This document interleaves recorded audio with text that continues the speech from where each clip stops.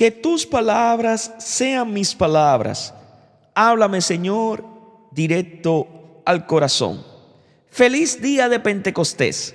Te habla tu hermano y amigo Dreni del Rosario, y en esta sección de un solo evangelio vamos a leer el evangelio que corresponde al día de hoy, 28 de mayo. Y está tomado del evangelio según San Juan, capítulo 7, versículo del 37 al 39. Y toda palabra de Dios la leemos en el nombre del Padre, del Hijo y del Espíritu Santo. Amén. El último día de la fiesta, el más solemne, Jesús puesto en pie dijo en voz alta: si alguno tiene sed, que venga a mí y beberá. Del que cree en mí se puede decir lo que afirma la Escritura: de su seno manarán ríos de agua viva. Esto lo decía refiriéndose al Espíritu que iban a recibir los que creyeran en él, porque aún no había Espíritu, pues todavía Jesús no había sido glorificado. Palabra del Señor. Gloria a ti, Señor Jesús. Habla, Señor, que tu siervo escucha. El último día de la fiesta de los tabernáculos cobra una significación particular como referencia al último día de Jesús, cuando lleve a término su obra de Hijo, dando a los hermanos su Espíritu. Gritó diciendo: Jesús en pie grita como la sabiduría e insta a sus oyentes a superar sus propios prejuicios y a volverse a Él para recibir su Espíritu. Si alguno tiene sed, el hombre es búsqueda de vida y de felicidad. Es sed de Dios como tierra desierta, agostada y sin agua. La sed es la necesidad más radical, es deseo de lo indispensablemente necesario para vivir. Es un vacío concreto que ningún sustituto puede llenar. La sed del hombre es ilimitada y no aspira a un agua diferente de la plenitud de vida. El hombre es ansia de Dios. Para quien es capaz de Dios, nada que sea menos que Dios podrá colmarlo. Venga a mí. Jesús se identifica con aquello de lo que el hombre tiene sed. El mismo sediento se siente en el pozo para que la samaritana comprenda su propia sed, que solo Él puede apagar, y beba. Él es la fuente de agua viva, como vida que es de todo cuanto existe, la roca golpeada de la que brota el agua en el desierto, el nuevo templo del que sale el río de aguas fecundas, la fuente que purifica y regenera Jerusalén. Todos estamos invitados allí a sacar con gozo aguas de las fuentes de la salvación. De su costado herido, herida de amor de Dios por el hombre, somos engendrados y nos sentimos como en casa. Allí bebemos y nos saciamos de Él.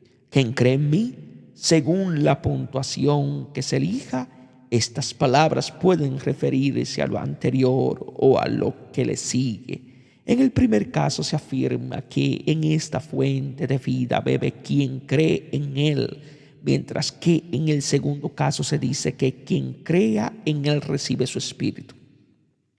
Como dice la Escritura, ríos de agua viva brotarán de su seno. La cita como tal a la letra no aparece en ningún texto bíblico, pero hay que decir que ella encierra el sentido de toda la Biblia. Dios nos ha creado para la vida y quiere comunicarnos su propio ser, plenitud de vida. Dios es amor y como tal comunica todo cuanto Él es. Al unir quien cree en mí con lo que le precede, las palabras se aplican a Jesús. De su seno de Hijo brota la vida para todos los hermanos creados en Él, por medio de Él y en vista de Él.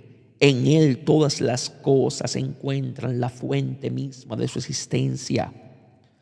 Si en cambio se une quien cree en mí a cuanto le sigue, las palabras conciernen al creyente que, transformado por aquello que bebe su sed, se convierte en hijo en el Hijo. De hecho, todo lo que el Padre ha creado en su verbo, en el verbo Hijo, en el Hijo, del que proviene aquella vida que se convierte en el creyente en fuente de agua que brota, ambos sentidos en Juan, más que excluirse, se complementan. Estas palabras de Jesús se hacen inteligibles después de su revelación a Nicodemo, en la que habla de cómo se nace de lo alto. Después del diálogo con la samaritana, en la que ha despertado la sed de su don, y después del discurso en Cafarnaún, donde ofrece su cuerpo como comida y su sangre como bebida, para vivir de él como él vive del Padre. Esto lo decía refiriéndose al Espíritu. Es comentario del evangelista. La fuente de agua viva es el Espíritu que han de recibir quienes crean en Jesús.